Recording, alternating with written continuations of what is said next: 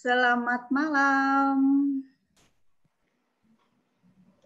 Halo semuanya, selamat malam. Apa kabar? Saya Cordelia dari Jakarta. Pada malam hari ini akan membahas sesuatu yang lagi happening banget, terutama untuk para orang tua yang terkaget-kaget karena anak-anak harus sekolah dari rumah. Ini seru banget sih karena tidak semuanya siap dengan kondisi ini.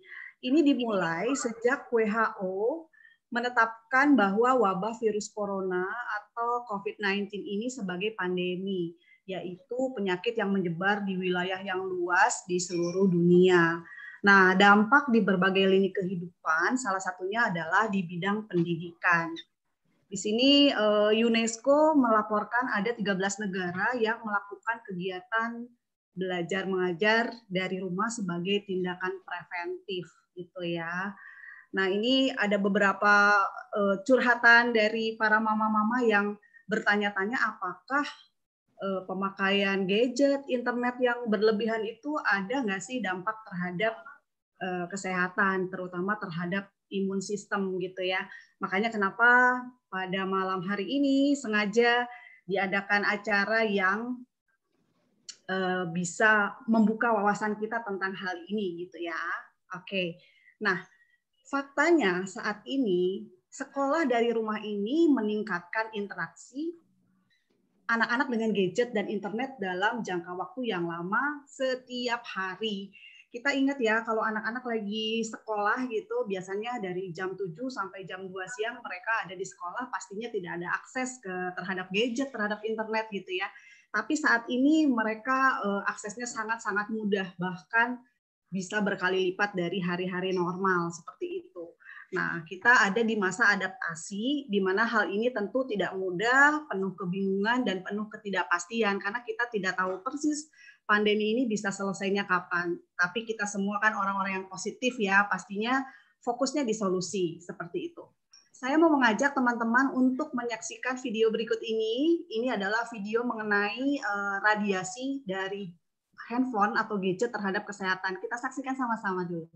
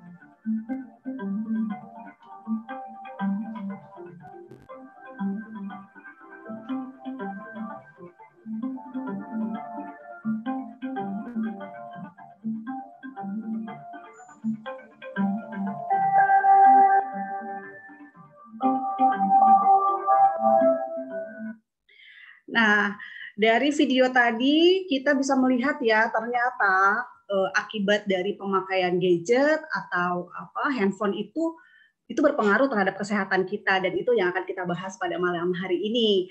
Sebelumnya ini nih ada beberapa hal yang terjadi yang saya rangkum dari curhatan para mama-mama yang lagi heboh banget nih. Yang pertama adalah tentang adanya gagap adaptasi. Ini adalah untuk beberapa orang yang baik orang tua maupun anak-anak yang terkaget-kaget dengan kondisi yang baru bahwa harus sekolah dari rumah gitu ya. Nah, ini mungkin ada beberapa yang terkena sulitnya akses internet, kemudian juga ada yang punya tantangan di pengadaan pulsa kuota, dan yang paling banyak dibicarakan adalah orang tua sulit menjadi guru di rumah gitu ya, karena tidak mudah pastinya menjadi guru di rumah gitu ya. Yang kedua adalah ada anggapan sekolah dari rumah itu sama dengan liburan, padahal tentu saja bukan gitu. Ini hanya pemindahan kegiatan belajar mengajar yang biasanya di sekolah dipindahkan ke rumah seperti itu. Dan ada banyak sekali orang tua, terutama para ibu, merasa stres gitu loh, karena ada tambahan pekerjaan di luar pekerjaan beliau sehari-hari, yaitu harus juga mengajarkan anak-anak. Ini seru banget sih, karena banyak yang mengeluh gitu ya, aduh ini udah kerjaan hari-hari udah banyak, ditambah lagi harus jadi guru, kayak gitu-gitu. Ini juga saya mau share mengenai ada masalah sosial akibat dari internet. Ya, ini diantaranya adalah ada berkembangnya budaya narsisme, kemudian budaya instan, karena semuanya terlalu gampang didapat dari akses internet, semuanya budayanya instan. Kemudian juga ada anak-anak yang jadinya malas, susah bergerak gitu ya. Kemudian juga budaya untuk penggunaan sosmed, sosial media, dan lain-lainnya, termasuk ada plagiat gitu ya, ada karyanya orang lain di copy paste dan seolah-olah jadi karyanya dia, itu juga kan sesuatu yang harus kita ada concern gitu, supaya anak-anak kita ada di karakter yang positif seperti itu. Nah, ini yang menarik adalah ternyata dari kondisi pemakaian gadget dan internet yang dalam jangka waktu yang panjang itu ada dampak terhadap masalah kesehatan, dan itu yang akan kita bahas pada malam hari ini. Ini saya mau sedikit membahas aja bahwa pemakaian gadget yang berlebihan itu bisa terjadi gangguan kesehatan mata, kemudian ada juga gangguan sakit kepala, migrain, vertigo, dan lain-lain. Ada juga anak-anak, atau bukan sekedar anak-anak ya, orang dewasa juga yang terkena insomnia, jadi ada kesulitan tidur, lalu juga ada stres, ada juga tekanan darah tinggi, dan lain-lain, karena kan kadang-kadang banyak yang belum tahu bahwa gadget itu betul-betul bersinggungan dengan masalah kesehatan kita. Sekarang adalah bagaimana solusinya. Itulah dia kenapa saya mengadakan acara ini, adalah supaya teman-teman semua termasuk saya bisa belajar banyak dari seseorang senior saya, Bapak Matias Kasih. Halo Pak Matias. Halo juga Bu Kordel, apa kabar Mbak? Apa kabar Pak Matias? Baik. Iya Pak. Iya, jadi malam ini senang banget bisa mengundang Bapak, dan kebetulan malam ini lagi bisa ya, kebetulan lagi ada waktu untuk berbagi kepada kita semua nih, karena Pak Matias ini teman-teman adalah seorang pengusaha yang sangat sukses, beliau sangat sibuk, tetapi beliau juga praktisi kesehatan, yang kesehatan alami ya. Saya tahu Pak Matias tuh makanannya juga dahsyat banget, sehat banget gitu ya Pak Matias. Malam hari ini saya mengajak Pak Matias untuk berbagi tentang yang tadi Pak, kita mau ngobrolin tentang apa sih hubungannya pemakaian gadget terhadap kesehatan, terutama anak-anak ya, dengan adanya sekarang sekolah dari rumah gitu Pak Matias. Sebelumnya saya mau nanya-nanya dulu ya Pak, sedikit Pak Matias. Boleh. Sekarang ini kan zaman free ya, jadi free nanyanya. Iya Pak, aduh thank you banget nih Pak Matias mau berbagi. Iya, jadi saya mau tanya dulu, Pak Matias ini sudah berapa lama sih ada di mempelajari atau concern terhadap kesehatan, kemudian kegiatan Pak Matias selama masa pandemi ini apa aja sih, boleh cerita ke kita Pak? Oke, sebelumnya terima kasih Mbak Kordel, ya saya panggil Mbak aja ya, lebih seru ya. Ya kan?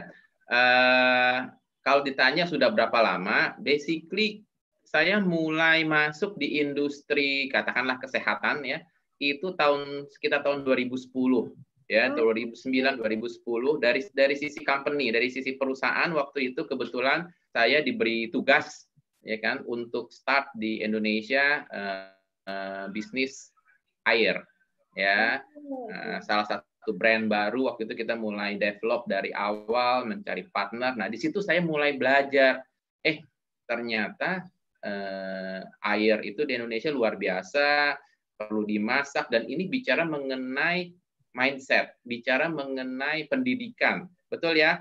Betul. Air itu harus dimasak, baru boleh diminum. Kalau enggak, apa? Sakit perut. Berbahaya sakit perut. Dan itu sampai detik ini kalau kita tanya kepada siapapun anak-anak, itu selalu seperti itu. Nah, air yang kita develop itu langsung ambil dari keran, tuang, masukin di alat, proses, tinggal diminum waktu itu. Nah, itu membutuhkan waktu untuk edukasi. Nggak mudah. Karena orang nggak biasa. Sementara di negara lain, contoh ya, di negara, saya ambil contoh misalnya di India, itu banyak sekali orang meninggal karena minum airnya langsung dari sungai, segala macam, karena mereka tidak ada kebudayaan atau kebiasaan bahwa air itu harus dimasak dulu. Nah, ini bicara mengenai, sekali lagi kita bicara mengenai habit. Dan membangun habit itu butuh waktu, puluhan tahun, ya, generasi. Nah, dari saat itu saya mulai belajar banyak tuh mengenai kesehatan. Wow, banyak, menarik sekali. Sampai sekarang, dan memang lebih banyak di area natural health, ya. Jadi, kembali ke alam, kembali ke natural, ya, bagaimana kita bisa mengkonsumsi produk-produk yang sifatnya natural, dan itu ternyata sangat-sangat membantu kesehatan kita. Ya, menarik gitu. banget Ternyata bukan cuma makanan aja, ternyata lingkungan kita saat ini juga mulai terpolusi, dan yang terbaru, saya juga berterima kasih karena Cordell juga mulai tanya-tanya gitu, aduh nih, apa ya dampaknya, apa implikasinya. Kebetulan memang passion saya saat ini lagi bicara mengenai bahaya atau dampak, ya, yang namanya handphone, yang namanya gadget terhadap anak-anak dan masa depannya, ya. Yang mungkin sebagian orang tua, sebagian ayah ibu gitu ya, masih belum sadar, masih setengah mikir, ini oke nggak, atau bagaimana, informasi banyak sekali berseliweran di luar sana. Nah, semoga sharing kita bisa membantu ya. Pasti bantu banget Pak Matias, karena memang ya mungkin karena tidak terlihatnya itu ya Pak, maksudnya kalau hal-hal lain mungkin dampaknya yang langsung, misalnya tersengat listrik atau luka, itu orang lebih wah takut. Tapi kalau dari si gadget ini kan karena tidak terlihat itu ya Pak, jadi bukan ketakutan sih, kesadaran orang-orang itu masih belum terlalu besar seperti itu. Jadi betul. Silakan kalau ada yang mau di-share ke kami Pak, sangat-sangat berguna banget ini pastinya. Oke, jadi tadi kan bicara mengenai gadget ya, ke kalau boleh tahu nih sebelum saya sharing, apa sih keresahan dari emak-emak, karena saya ngomong kalau tadi kan ngomong emak-emak nih, saya bukan emak-emak nih soalnya nih. Jadi gini Pak Matias, banyak yang para ibu-ibu si emak-emak ini tuh bingung bagaimana sih caranya supaya anak-anak ini tidak terlalu attach gitu sama yang namanya gadget, karena mereka itu kalau udah yang namanya main game gitu ya susah diatur, padahal kita ada beberapa orang tua yang udah kasih jam nih, jam segini boleh, jam segini tidak, jam segini boleh, kayak gitu. Tapi tetap banyak yang kelolosan. Apalagi sekarang ini kan waktu mereka di rumah tidak ada kegiatan, tidak boleh keluar gitu. Jadi mau tidak mau kan aksesnya ya ke gadget lagi gitu Pak. Betul. Tapi itu bukan cuma masalah emak-emak, masalah bapak-bapak juga, termasuk saya soalnya. Belakangan ini ya, waduh, saya sempat ngobrol juga sama guru, sama kepala sekolah. Waduh, kita nih jadi guru juga nih di rumah gitu kan, karena sambil kerja 5-6 jam pertama itu harus nemenin anak, apakah zooming, apakah mengerjakan Google Class, berbagai macam gitu kan. Dan itu menarik ya, di satu sisi perubahan paradigma baru sekolah dan lain-lain luar biasa. Tapi thank you ya udah diundang juga untuk sharing bahwa ini yang perlu diperhatikan sama orang tua, sama kita khususnya untuk anak-anak kita ya, yang kakek nenek juga boleh ya, untuk cucu-cucunya. Saya boleh langsung sharing ya. Silakan, silakan untuk Pak. siapa? Untuk semua usia, karena semuanya Untuk semua kan pada usia, main ya. gadget juga. Jadi balik lagi, ini adalah sharing saya ya, kami di sini sharing berdasarkan pengalaman, berdasarkan literatur yang saya baca, meeting, pertemuan dengan berbagai pihak, dan perjalanan selama ini mungkin kalau saya bilang mulai dari 2014 ya, mulai melakukan edukasi mengenai bahaya dari electromagnetic field. Oke? Yep. Jadi saya coba mulai bahas kepada Bapak Ibu sekalian, teman-teman sekalian ya. Nah, sudah lihat? Wah, pemandangan yang saat ini sangat familiar sekali seperti ini. Gambar apa ini gitu ya? Ya. Apa komentar Anda tentang gambar ini? Ayo Bapak Ibu sekalian yang di apa namanya, yang sedang live hari ini gitu ya, malam ini. Apa yang Anda bayangkan? Ya. Seru ya lihat anak-anak saling, ada yang pakai iPad, ada yang pakai handphone, ya kan? Wah, semuanya ada yang pasti itu lagi main game atau sedang seru-serunya. Betul nggak? Ya kan? Dan kalau kita lihat seperti ini, apa yang terbayangkan dalam pikiran? Ayo, Mbak Cordel. Mereka tuh asik sendiri-sendiri. Asik sendiri-sendiri. Sendiri-sendiri, iya. Betul ya. Walaupun berdekatan, tapi sendiri-sendiri gitu ya. Dan orang tua juga pasti rasanya nyaman. Aduh, tidak terganggu. Nggak ditanyain, nggak diomelin, nggak dimintain ini, minta itu. Bisa santai, pedicure, medicure, ya kan, bisa ke salon, anaknya dikasih handphone satu, wow, mungkin seharian juga nggak dicariin, makan juga nggak butuh kali, betul nggak? Pengalaman pribadi saya, nggak tahu yang lain ya. Sekarang ini Pak, kalau dulu kan anak rewel susah makan kan dikasihnya balon, mainan, sekarang dikasihnya gadget. Betul sekali. Nah ini nanti tolong diingatkan ini ya, karena ini menarik menurut saya, karena memang zaman sudah berubah ya, zaman sudah berubah. Kalau lihat ini gimana? Lucu banget. Ini pengalaman pribadi saya pada saat anak saya umur 2 tahun. Saya fotoin dia dengan satu handphone, kemudian saya cariin handphone mamanya, saya minta dia pakai di telinga satunya lagi, jadi dia pakai 2 handphone, kiri dan kanan. Lucu banget kan? Dan saya mesti cari fotonya itu lagi gitu ya. Wah, dulu lucu banget. Aduh, kecil-kecil udah pakai handphone. Nanti setelah ini kita bisa bahas hal yang lain ya. Oke. Nah, ini adalah saya bilang kebiasaan ya. Banyak nggak pengalaman-pengalaman yang kita alami seperti anak ini nih. Pada saat tidur di sampingnya ada handphone, ada komputer, dan di kamar mungkin ada router ya, ini adalah penguat untuk WiFi di rumah biasanya ya. Teman saya juga taruh di kamar anaknya biar nggak mengganggu, kalau di kamar ruang tamu mengganggu pemandangan, katanya mendingan di kamar ya. Nanti saya bahas.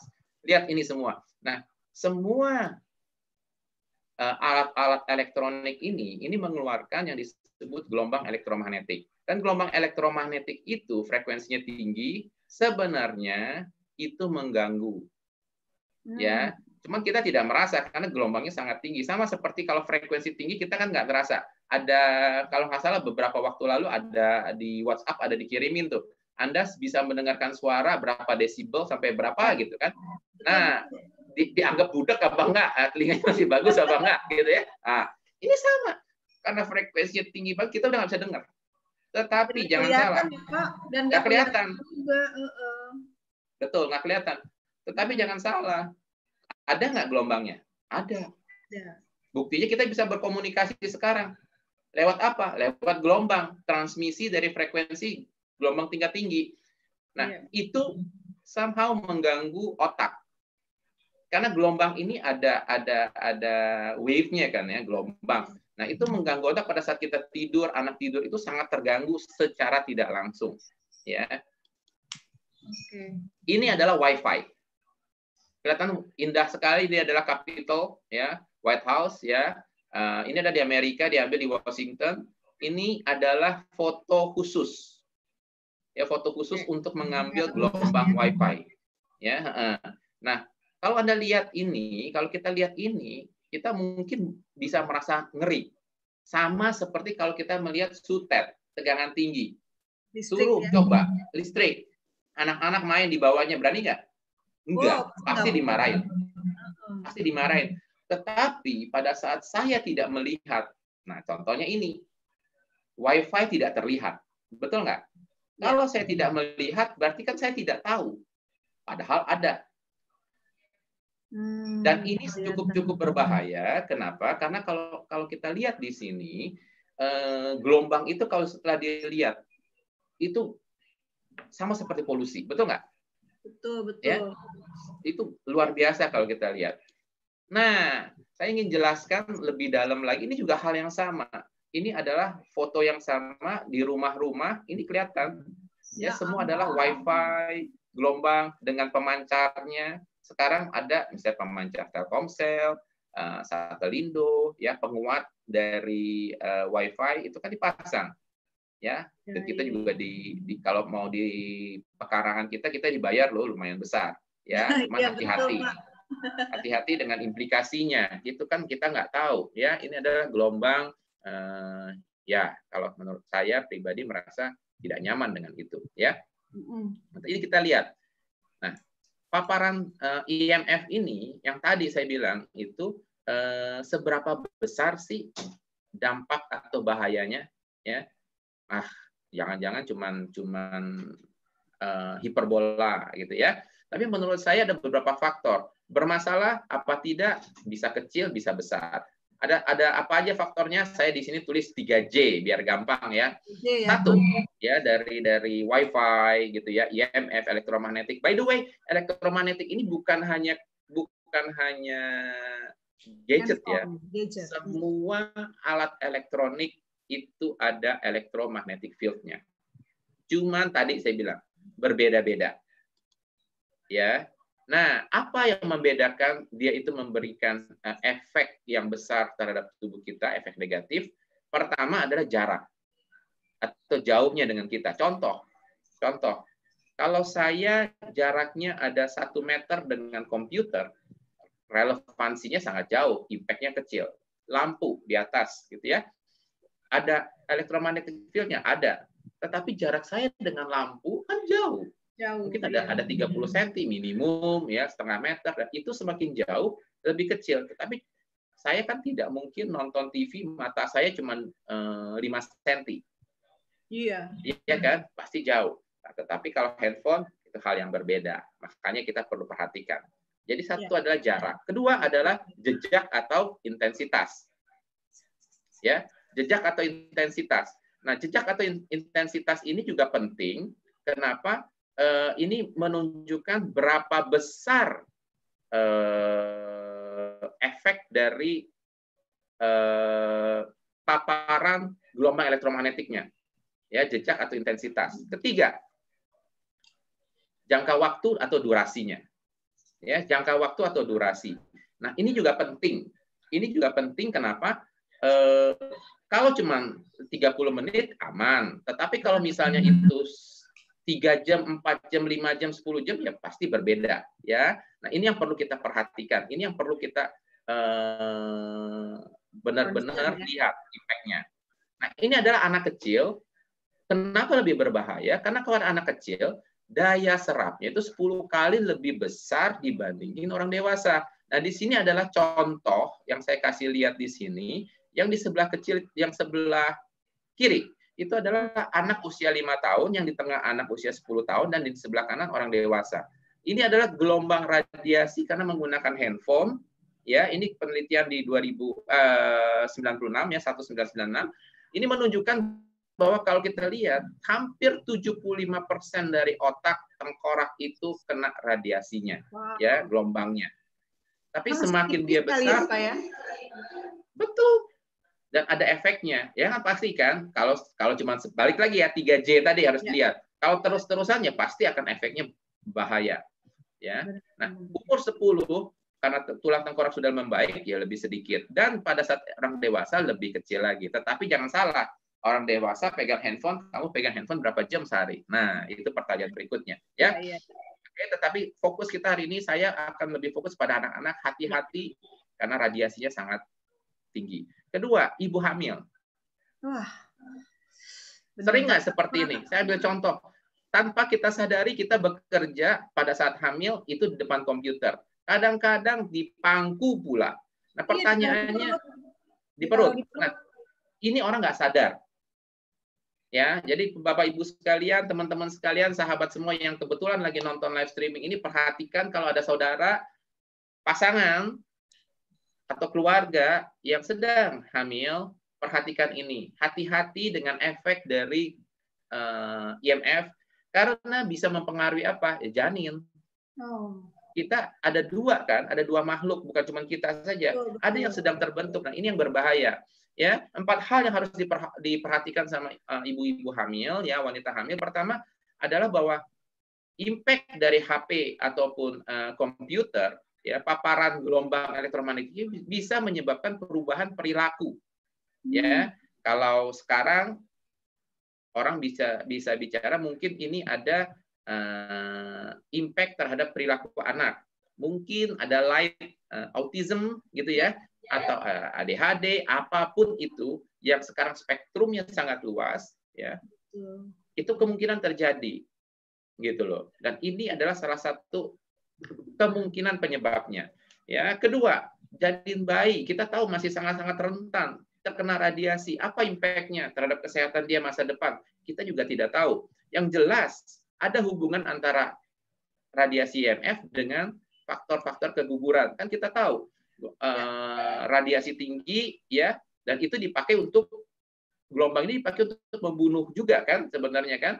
Kalau sakit ya kan kita pakai radiasi, tumor dan lain-lain. Apa bedanya? Ya, sehingga sel-sel hidup itu juga bisa pengaruh. Dan Organisasi Kesehatan Dunia sudah mengklasifikasikan bahwa radiasi HP sebagai salah satu possibility carcinogenic. Ya, jadi ada resiko menjadi cancer. Ini adalah contohnya. Ya, nanti bisa saya share. Ini sangat familiar saya kira. Oke, di sekolah pakai WiFi semuanya. Benar nggak? Benar banget. Katanya kan teknologi itu untuk mempermudah kehidupan kita. Di satu sisi seperti itu ya Pak ya. Di satu sisi lain ada side effect yang lainnya juga. Betul. Ya, ini sangat apa namanya, tanpa kita sadari gitu ya. Nah, saya pengen kasih lihat sebentar. Saya pengen kasih lihat satu video, boleh ya? Boleh. Satu video efek apa dari si gelombang ini ya? Gelombang ini, karena kadang-kadang kita nggak menyadari, benar nggak sih ini ada pengaruhnya? Apakah seperti itu yang dikemukakan ya? Seberapa parah? Nah, kalau kita lihat, saya kebetulan beberapa tahun terakhir juga banyak mempelajari gelombang gitu ya.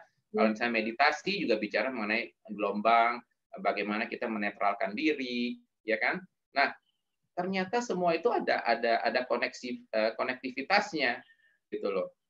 Mempengaruhi kekentalan darah kita secara tidak langsung. Iya. Sementara tubuh kita kan terdiri dari apa? 70%, 8% cairan. Betul. Nah, efeknya mempengaruhi kesehatan kita secara tidak langsung. Nah, saya kasih lihat sekarang ada satu video, dan video ini menurut saya sangat bagus, membuka mata saya, dan saya harapkan bisa bermanfaat juga. Bentar. Nanti videonya boleh untuk di-share juga ya, Pak? Kalau boleh, nanti kita share. Ya.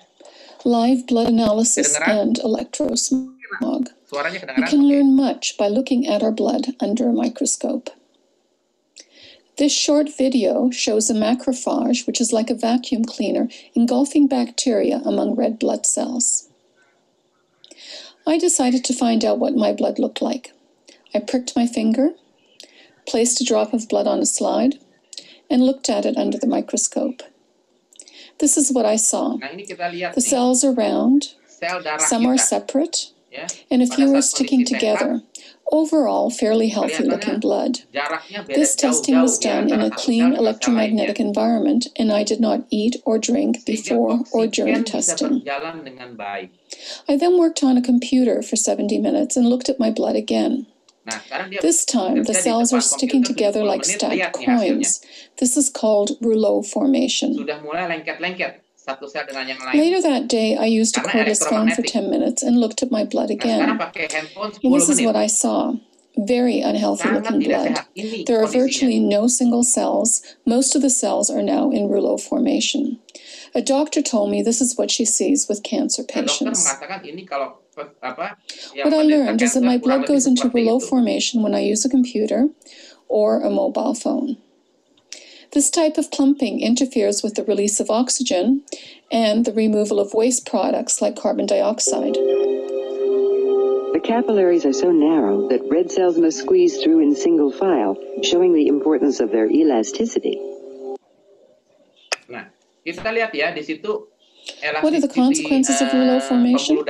Poor circulation resulting in lower oxygen transport to cells and reduced waste removal.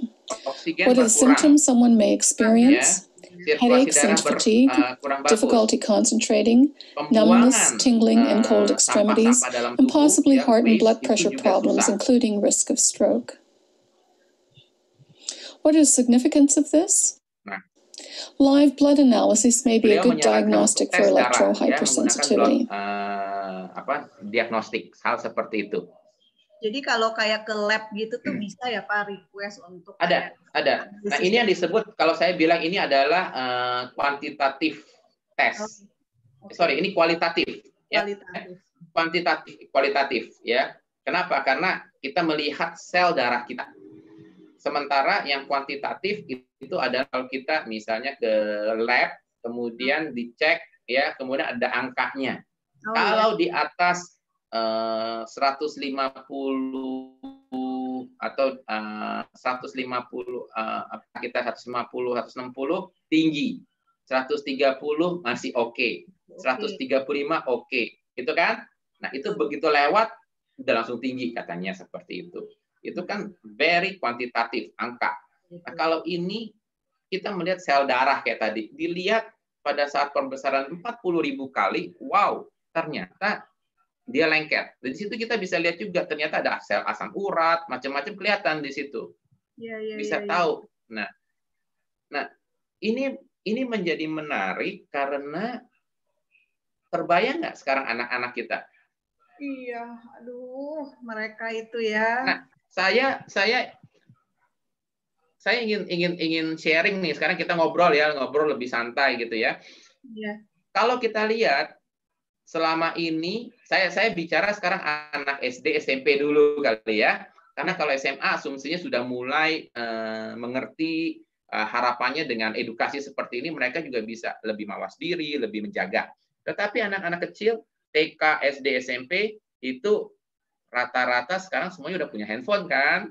Betul nggak? Anak saya yang komplain terus gitu kan. Kenapa sih ini boleh, si ini boleh, si ini boleh? Saya susah gitu kan. Nah, anak sekarang sekolah umur berapa?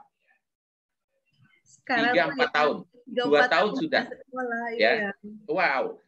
Nah, sekarang saya mau tanya. Pada saat saya ambil contoh SD lah yang paling umum. SD anak sekolah masuk umur jam berapa? Jam 7 ya. Pulang jam 1. Boleh ya? Misalnya ya. Ya kan? Ya, dengan Pak Menteri baru nih bisa-bisa nanti jam 12 sampai jam 11 nih, nggak tahu nih ya.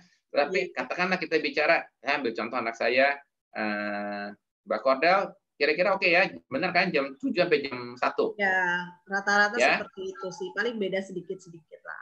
Oke, nanti kalau sudah SMP mungkin sampai jam 2, jam 3. Betul kan? Ada ekskul segala macam. Sekarang kita lihat, apa yang terjadi pada saat di sekolah?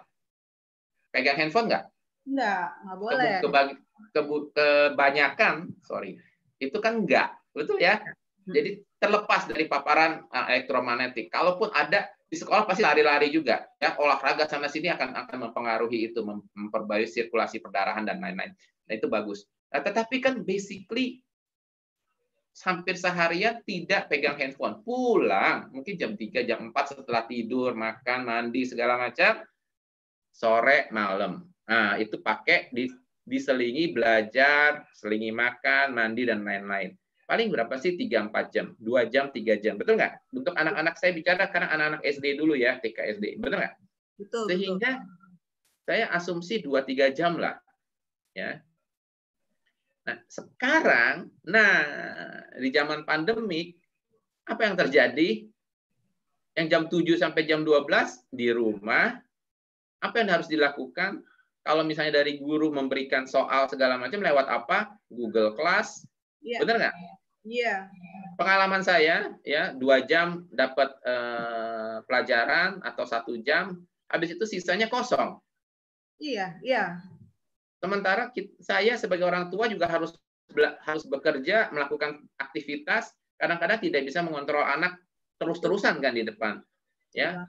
Tapi yang paling pusing adalah 2 jam pertama. Ini harus bukain Google Class, bantuin ini, bantuin itu. Kalau anaknya masih kecil, belum bisa sendiri. Aduh, itu harus duduk di sampingnya. Sudah bikin PR, ulang lagi. Nah, saya melihat setiap hari anak-anak ini terpapar dengan gelombang elektromagnetik dari handphone. Belum lagi di rumah full Wi-Fi. Betul ya? Betul. Berapa kali lipat? 3 kali, 4 kali lipat dibandingin hari-hari sebelumnya. Nah, ini berarti anak-anak itu jauh lebih rentan. Betul nggak? Betul banget. Jauh lebih rentan terhadap imunitas tubuhnya. Makanya saya balik ke imunitas tubuh. Ya.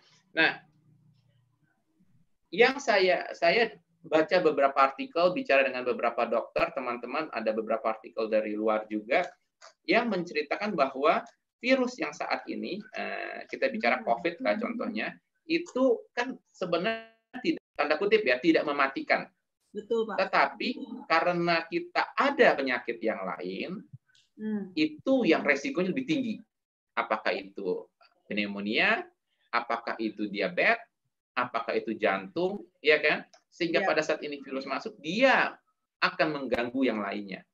Dan di beberapa scientific paper yang saya baca juga, ternyata katanya bahwa virus ini pada saat dia masuk ke dalam darah, dia itu berproses dan menghancurkan zat dalam darah yang mengikat oksigen. Nah, kita, tadi kan dibilang, pada saat darah kita itu, sel-sel darah kita itu satu dan yang lainnya itu ada jarak, oksigen itu diambil, ya, menempel dan ditransport, dikirim ke dalam sel-sel tubuh kita untuk apa? Regenerasi, untuk energi seperti itu. Nah, apa yang terjadi kalau sel darah kita tidak bisa mengambil oksigen? Kurang ya. Makanya kebanyakan orang punya tantangan jadi sesak napas, dan ini yang terjadi kan seperti itu, nggak bisa napas, sakit, ya kan, sesak. Kenapa? Karena ini yang dibilang kekurangan oksigen. Ya, tubuh pada saat kita kekurangan oksigen, tubuh itu menjadi asam. Imunitas kita akan berkurang drastis. Dan hati-hati terhadap anak-anak juga, ya. Iya. Ini benar-benar harus di-highlight nih Pak Matias, apa yang Pak Matias sampaikan nih, penting semua.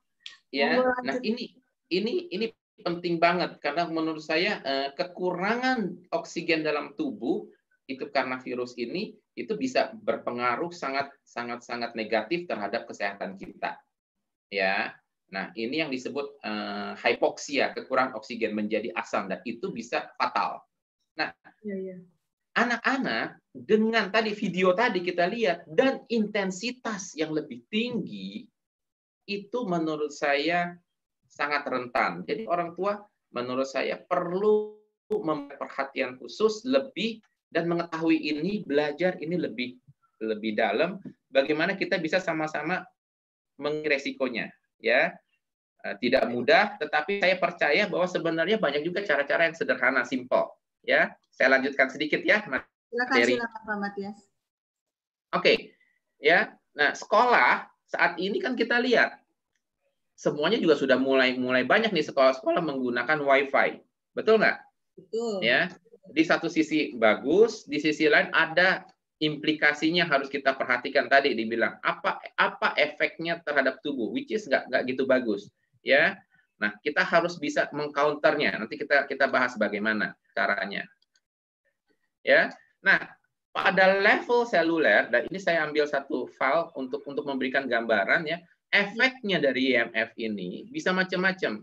Pertama adalah dia mempengaruhi yang disebut hipoksia, sehingga membuat tubuh menjadi oksidatif. Ya, orang bilang karat. Kenapa? Ya itu tadi kekurangan oksigen, gitu ya. Nah, akibatnya apa?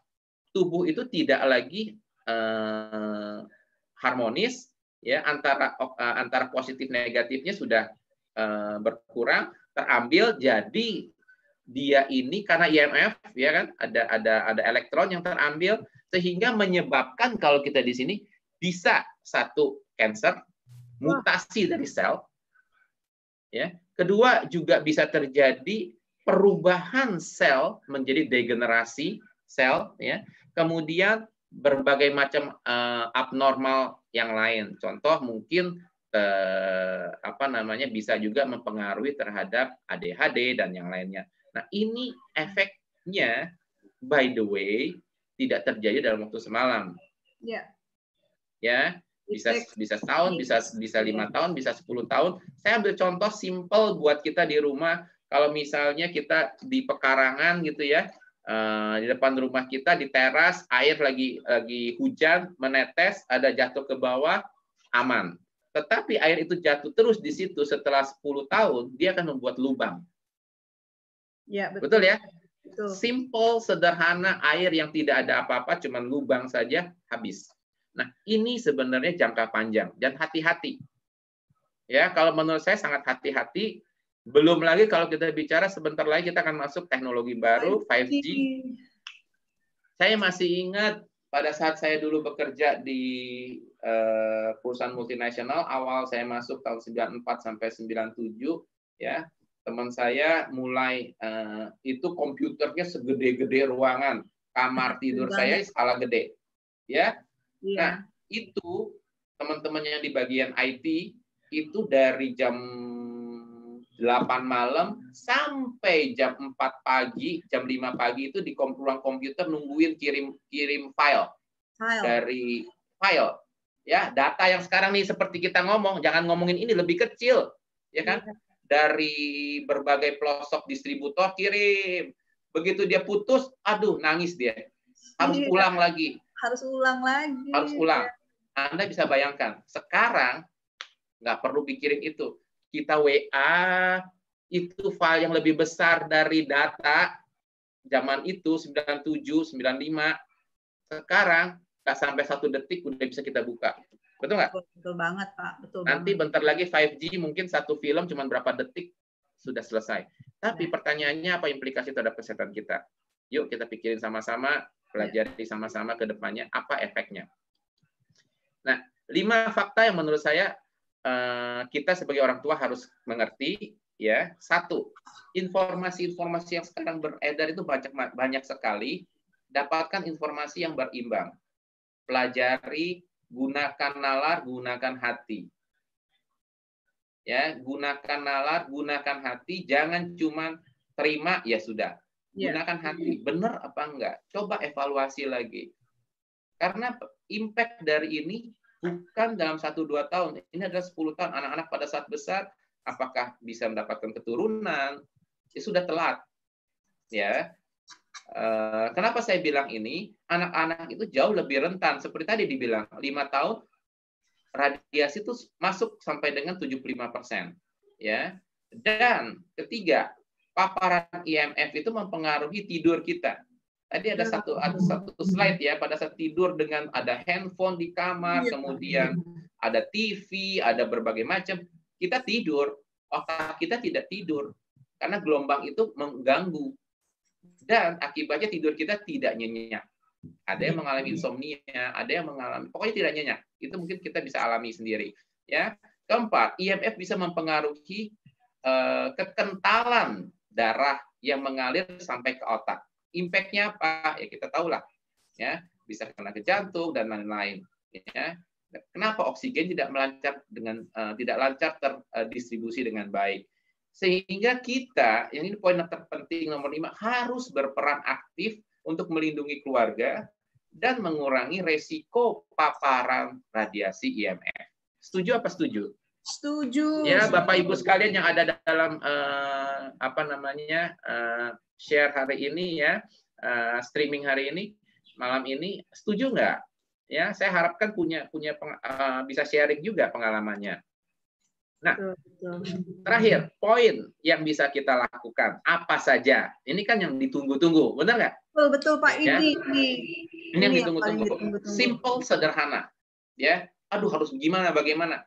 Menurut saya, simple, sederhana, tetapi butuh disiplin. Nah, Bapak Ibu, sahabat semua, satu, kalau saya balik lagi, ini adalah sharing saya. Ya, Mbak Cordel, ini sharing saya. Kalau mau tahu lebih detail nanti kita bisa diskusi, tetapi ini pengalaman kami, ini adalah pandangan kami ya. Pertama, balita tidak diberikan handphone. Di bawah 5 tahun tadi dibilang, ya, saya tidak akan ambil resiko. Itu saja. Kedua, anak-anak usahakan tidak memakai HP. Waduh, gimana zaman sekarang? Ya, kalau kita tidak mulai, bagaimana?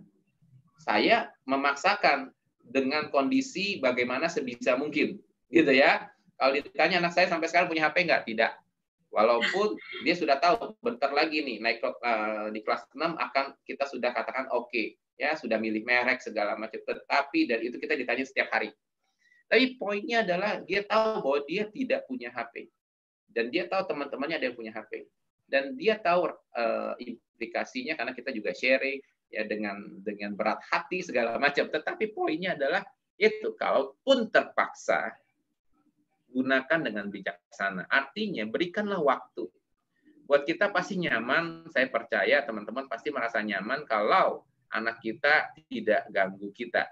Anak usia 5 tahun, 6 tahun, ya kan, nangis, ganggu, aduh setengah mati, ya kan. Kasih HP, selesai, aman. Kita bisa tidur, kita bisa nonton sinetron, kita bisa hihi, pedicure, medicure, ke salon, atau asisten rumah tangga kita yang memberikan HP. Iya, itu dia. Benar banget. Ya kan?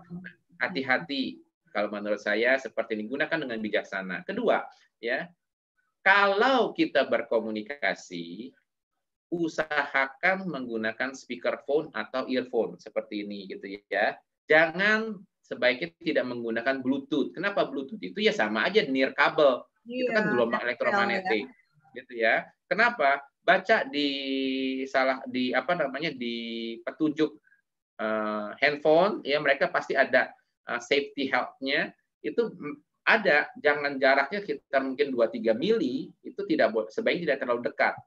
Gitu loh. Nah, sehingga kalau saya bilang, saya kebanyakan saat ini ya sudah menggunakan handphone, speakerphone, kecuali ya rahasia gitu ya. Itu kan umum ya biasa saja, kecilin suaranya, dengerin, itu jauh lebih aman. Ya, ditaruh di meja sehingga tidak kita pegang, mengurangi resiko kita. Dan kalau ini sudah menjadi kebiasaan, itu akan menjadi baik. Ya, seperti tadi saya bilang, air dimasak. Setelah itu menjadi habit, akan lakukan terus, gitu ya. Ya, Pak. Jauhkan HP dari tubuh saat tidak digunakan. Seringkali saya melihat orang taruh HP di sini. Kelihatan nggak? Tidak ada. Betul. Ya, taruh di sini. Betul? Betul. Di saku celana. Terutama bapak-bapak. Ya, kalau ibu-ibu karena ada tasnya yang cantik-cantik, kita taruh di tas. Which is itu jauh lebih aman. Tetapi saya dengar di Amerika juga parah juga ya, taruh di dalam sini ibu-ibu kan, di dalam bra gitu ya. Which is itu akan meningkatkan breast cancer ya, kanker payudara seperti itu. Nah, anak-anak perhatikan, sering sekali saya menemukan anak-anak itu tidur dengan HP dekat kepala. Yang Bapak Ibu yang hari ini nonton bersama anak-anaknya, ini kesempatan. Ya, Dek, ya. Jangan sekali-sekali menggunakan HP Tidur, tempel. Sampai ketiduran nih, kelupaan. Kenapa? Ini adalah barang elektronik. Ini barang elektronik sehingga tidak bedanya dengan TV. Mau nggak kita tidur nempel di TV? Enggak. Mau nggak kita tidur nempel di api kompor? Enggak. Terasa panas. Ini tidak terasa panas. Padahal gelombangnya itu jauh lebih jahat, jauh lebih keras dibandingin api. Ya, apalagi pada saat tidur HP-nya di-charge di kamar. Pada saat HP itu di-charge, otomatis dia akan memberikan gelombang yang jauh lebih tinggi, charging. Ya, kurangi penggunaan handphone di daerah yang penerimaan sinyalnya jelek. Kenapa? Kalau dia jelek, dia akan mengeluarkan gelombang yang jauh lebih tinggi, ya kan? Ya. Dan di rumah, kalau kita punya komputer terutama, komputer kan kadang-kadang mau keren, udah pakai WiFi semuanya, connect-nya pakai Bluetooth segala macam.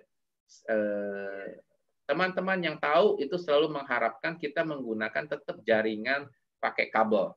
Ya, kalau seperti saya di rumah, saya pakai kabel. Kalau komputer, saya kemudian ada beberapa komputer connect pakai LAN kabel, nggak pakai WiFi-WiFi-an. WiFi ya terpaksa kita pakai hanya untuk handphone dan lain-lain. Ya, intinya dikurangi sebisa mungkin. Ya, balik lagi, nothing is perfect, tetapi sebisa mungkin ya kita lakukan. Contoh, matikan router.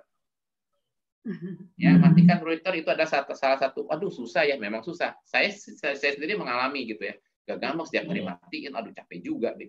Ya, matiin, hidupin lagi. Kadang-kadang juga aduh udah males deh gitu ya. Tetapi kita tahu yang penting bagaimana melakukan dengan baik. Kedua, kalau kita mau tidur, nggak ada salahnya juga handphone ini airplane mode. Jadi bukan cuma di di pesawat, benar. Pada saat airplane mode dia kan tidak menerima sinyal WiFi dan lain-lain dari luar dan aman. Ya, apalagi seringkali, nah ini seringkali saya punya pengalaman, saya minta maaf dulu pada teman saya ya, karena beberapa sharing gitu ya. Setelah sharing, gitu ya, taruh perangkat Wi-Fi-nya, penguat Wi-Fi-nya, Reuters-nya di mana? Di kamar anak. Karena kamar anak itu kamar yang depan, yang kamar yang paling dekat dari instalasi dan tidak mengganggu keindahan dari rumah, ya kan? Ya, udah taruh di situ aja gitu kan. Nah, udah gitu taruhnya di atas kepala lagi, anaknya tidur di bawah gitu kan, taruh di atas gitu. Saya bilang, tahu nggak impact-nya? Karena nggak tahu. Nah, setelah kita tahu, sebaiknya kita hindari. Justru taruhlah di tempat yang jauh dari tempat kita beraktivitas. Khususnya jangan dekat tempat tidur. Taruh paling jauh dari tempat tidur, di mana tempat yang jarang kita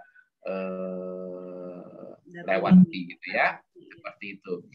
Nah, hargai juga banyak orang-orang di sekitar kita loh yang sensitif terhadap IMF. Artinya kalau dia lewat dan dia bisa merasakan sakit karena handphone kita misalnya sudah merah atau kuning, dia bisa merasakan. Atau dia lewat di tegangan tinggi, ya kayak kesemutan tangannya seperti itu. Ya kesemutan sih ya Pak ya yang paling sering. Nah, hati-hati. Nah, orang-orang seperti ini istilahnya mereka sensitif banget terhadap IMF gitu ya. Nah, kita juga harus toleran juga dengan mereka. Itu yang bisa kita lakukan kalau menurut saya. Ada beberapa hal lain lagi, dan ini kan sebenarnya simpel ya. Bisa kita lakukan sederhana tapi butuh disiplin.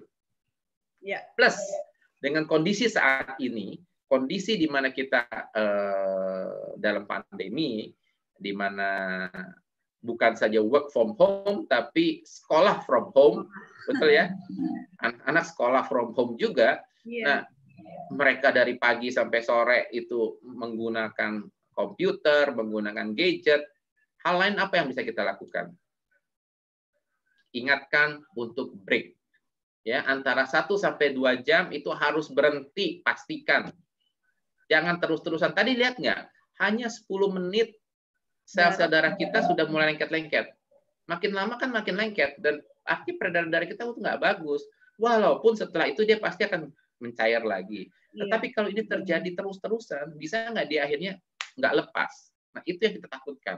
Sehingga usahakanlah setengah jam, 1 jam, ya itu stop, jalan dulu kemana kek, lakukan hal yang lain, baca buku, ngapain.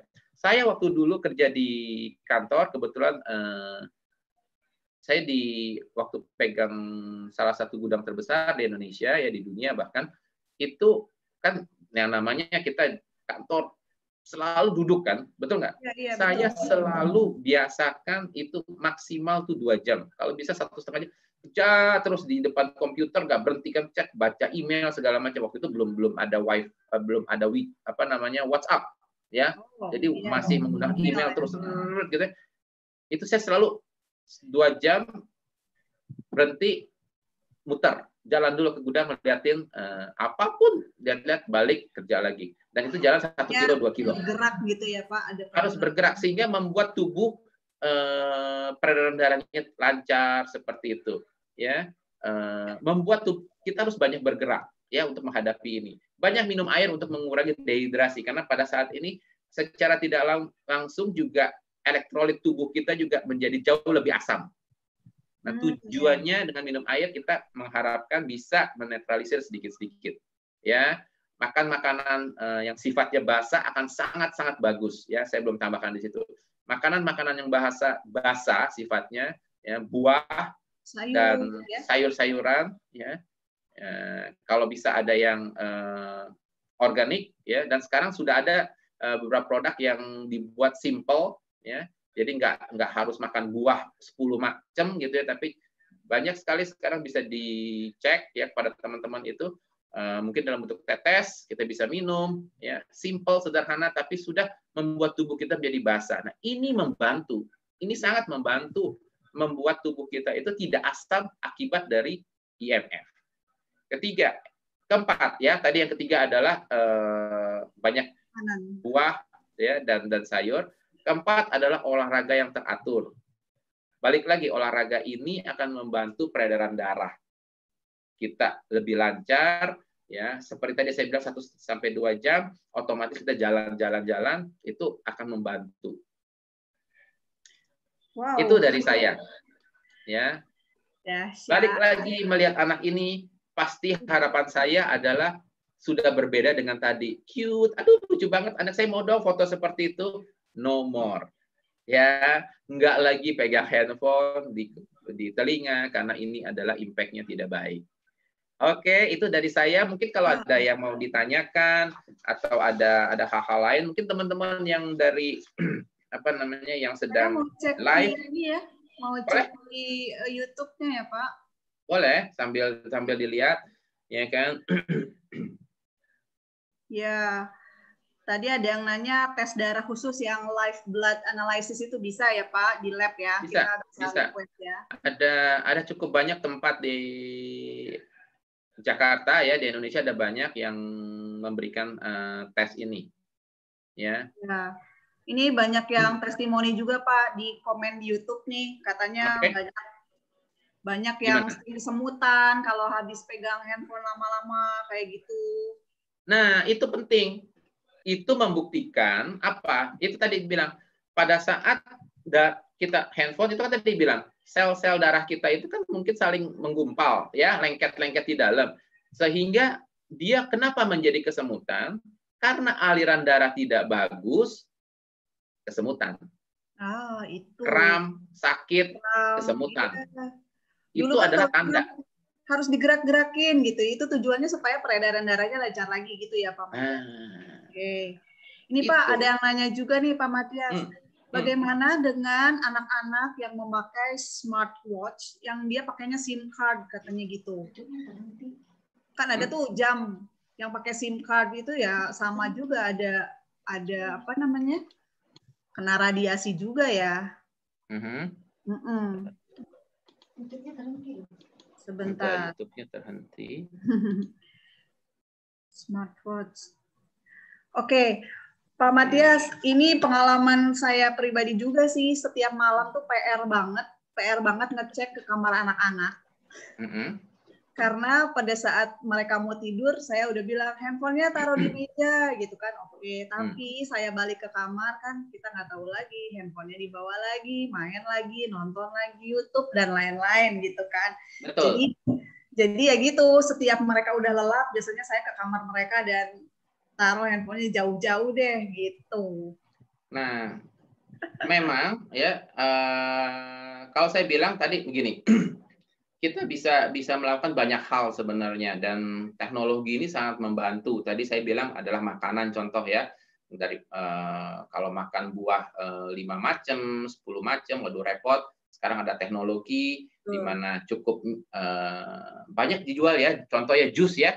Saya nggak akan sebut merek gitu ya. Contoh dengan teknologi cool pressure gitu ya, sehingga kandungan gizinya masih ada. Saya kebetulan baru beli. Dia punya juicernya juga ya, ada merek tertentu, kita luar biasa. Nah, itu di market ada ya, Anda bisa beli jus yang fresh dari 5-6 macam, Anda bisa diet dengan itu, beli programnya ya. Nah, atau banyak sekali produk-produk baru sekarang, teknologi canggih gitu ya, dia bisa kita cukup minum, ditetes contohnya, itu bisa dilakukan. Nah, ini adalah teknologi. Nah, untuk menangani tantangan dari IMF, ya bahaya dari gadget, ya pengaruh negatifnya. Kalau tadi ada cara-cara sederhana yang bisa dilakukan, bisa nggak? Tetapi pertanyaan, apa kita disiplin, cukup disiplin, dan harus terus seperti itu? Ada juga produk. Jadi kita bisa menggunakan alat juga, alat yang membantu mengharmoniskan ya ruangan. Misalnya kita bisa pasang di ruangan, kita bisa pasang even di rumah, sehingga seluruh rumah itu menjadi harmonis. Nah, alatnya itu memang membuat gelombang yang harmonis dengan tubuh kita. Nah, ini adalah kita bicara sekarang menggunakan teknologi. Ya, contoh kita tahu orang bikin bakmi gitu ya, atau ayam goreng, ada yang enak gitu ya, tetapi besok bikinnya berubah, taste-nya ada sedikit. Tapi bagaimana membuat standar? Betul ya, standar jadi terus gitu ya. Sama terus. Nah, teknologi harus pakai teknologi, gitu loh. Nah, bagaimana melindungi keluarga kita? Kita juga nggak pusing, ya. Harus menggunakan teknologi, ya. Harus kita pasang, ya. Dan teknologi ini ada. Kebetulan kami juga kenal. Nanti kebetulan saya akan share ini di hari Sabtu, ya. Jadi nanti, ya, hari Sabtu depan tanggal 13. Tanggal 13 Juni jam 14.00 atau jam 2 siang ya. Oke. Apa namanya, weekend, ada waktu dengan keluarga, dengerin sama-sama. Di situ saya akan kupas lebih dalam mengenai hal ini, plus mengenai teknologinya, bagaimana kita bisa membantu keluarga ya, lepas dari tantangan-tantangan bahaya elektromagnetic field ini. Wow, aduh Pak Matias. Karena kalau sekarang waktunya udah nggak memungkinkan ya, udah malam. Dan walaupun saya pengen banget, tapi saya percaya dibutuhkan waktu lebih lama, karena balik lagi ini bicara mengenai teknologi, ya kan? Bicara mengenai sesuatu yang tadi Mbak Korda bilang ini kan nggak kelihatan, gimana nih? Nggak kelihatan bisa dipercaya seperti apa? Nah, akan saya jabarkan secara detail nanti, ya. Oke. Yang jelas pasti bermanfaat. Pasti banget Pak Matias. Waduh, terima kasih banyak Pak Matias. Malam hari ini kita semua dapat banyak, dapat tips, dapat masukan-masukan hal-hal apa aja yang bisa kita lakukan di rumah gitu ya, dengan kondisi yang sekarang paparan radiasinya dahsyat banyak sekali gitu, dengan adanya kerja dari rumah, sekolah dari rumah, dan lain-lain. Ini terima kasih banget Pak Matias, tadi udah sangat-sangat banyak memberikan informasi untuk kami semua. Jadi saya sampai coretannya banyak banget nih Pak. Pokoknya intinya adalah kita harus lebih aware lah ya terhadap bahaya dari polusi di zaman teknologi tinggi ini, adalah polusi gelombang gitu ya Pak. Kalau dulu kan kita concern-nya tuh masih polusi udara, polusi air, polusi tanah. Sekarang ada satu lagi polusi yang perlu kita waspadai, itu polusi gelombang, seperti itu ya Pak Matias. Dan tadi hal-hal yang Pak Matias sampaikan itu harus dipraktekkan di rumah dan harus disiplin, harus komitmen seperti itu. Nah, Masalahnya adalah, tantangannya adalah kalau misalnya ada hasil teknologi yang membuat itu menjadi standar seperti yang Pak Matias bilang itu ya, kalau ada sesuatu yang bisa membuat kita jadi standar bahwa setidaknya kita merasa secure lah bahwa walaupun ada paparan tetapi bahayanya tidak sebesar kalau tidak ada perlindungan seperti itu ya Pak. Nanti jadi ini akan dibahas secara mendalam dan tuntas dalam webinar tentang sains dan teknologi. Wah, ini keren banget nih. Sekarang ini kan Pak, zamannya semua pakai webinar, pakai Zoom meeting. Sekarang tuh termasuk kami kajian online, ya kan, sekolah online, bahkan kursus masak online, olahraga online. Nah, ini yang penting banget untuk teman-teman semuanya adalah mengikuti webinar sains dan teknologi di hari Sabtu, tanggal 13 Juni 2020, pukul 14 waktu Indonesia Barat. Nah, teman-teman jangan lupa, sisihkan waktu, ini adalah investasi ilmu pengetahuan untuk kita semua, sehingga bisa membuat keluarga kita, diri kita jauh lebih sehat, jauh lebih aman, dan pastinya nanti Pak Matias akan membahasnya jauh lebih mendalam lagi gitu ya Pak, nanti hari Sabtu. Sekarang kan ya memang sesuai dengan ini ya Mbak Cordel, kalau kita bicara sekarang new normal kan? Yes. New normal berarti semua, dan kalau saya lihat, oh gila ya, semuanya itu menggunakan teknologi, semuanya menggunakan wifi, menggunakan komputer, dan kita akan lebih tergantung dengan ini. Ya, saya tapi di sisi lain kita sudah tahu juga apa resikonya, apa tantangannya, ya. Tapi kita tahu juga manfaatnya. Jadi ada benefit, tetapi ada risk-nya. Nah, bagaimana poinnya lebih kepada bagaimana kita mengecilkan resiko ini sekecil mungkin. Dengan apa? Dengan teknologi, ya, dengan alat, dengan produk. Nanti hari Sabtu kita bedah lebih detail. Ya, jadi bukan hanya untuk anak-anak, untuk orang tuanya juga, untuk kakek neneknya juga, bagaimana kita bisa menghadapi new normal ini dengan jauh lebih baik, ya, dan memastikan imunitas tubuh kita, balik lagi, imunitas tubuh kita itu prima, sehingga kita juga tidak akan atau mengurangi resiko untuk mendapatkan serangan-serangan virus. Itu sih sebenarnya intinya. Ya, salam sehat selalu buat semuanya.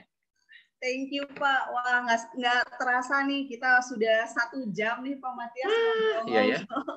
Udah banyak sekali kesimpulannya tadi bahwa kita harus disiplin, konsisten, komitmen, bahwa jangan cuma kita menyuruh anak-anak untuk disiplin, tapi kita orang tuanya juga harus melakukan hal yang sama pastinya ya Pak, karena mereka kan pasti ngikutin orang tuanya seperti apa.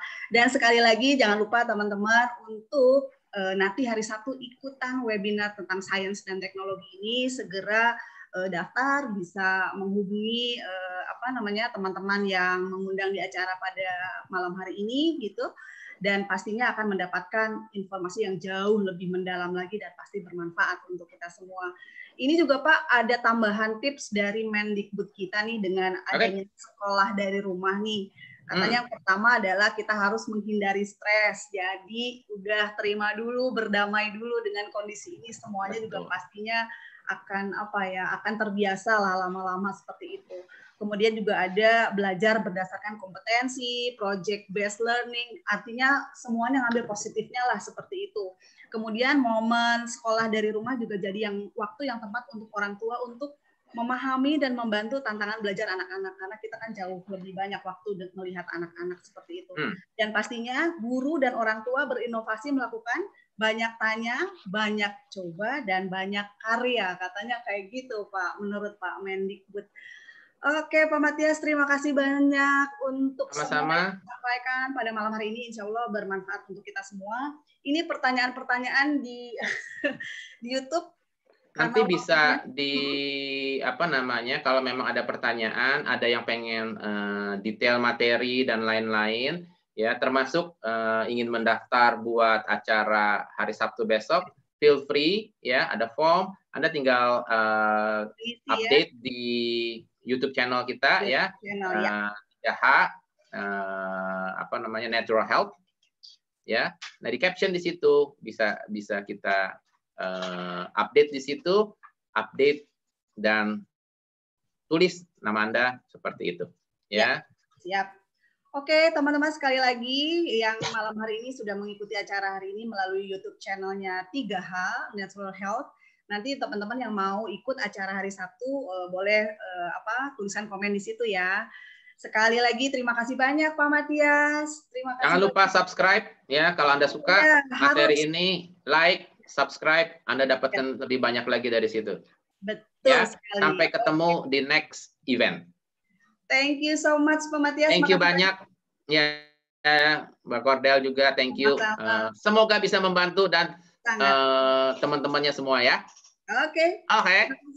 Terima kasih banget Pak Matias dan oke teman-teman semua, sekian acara kita pada malam hari ini dan pastinya banyak sekali yang kita bisa aplikasikan di kehidupan kita dari apa yang disampaikan Pak Matias tadi. Terima kasih, selamat malam semuanya.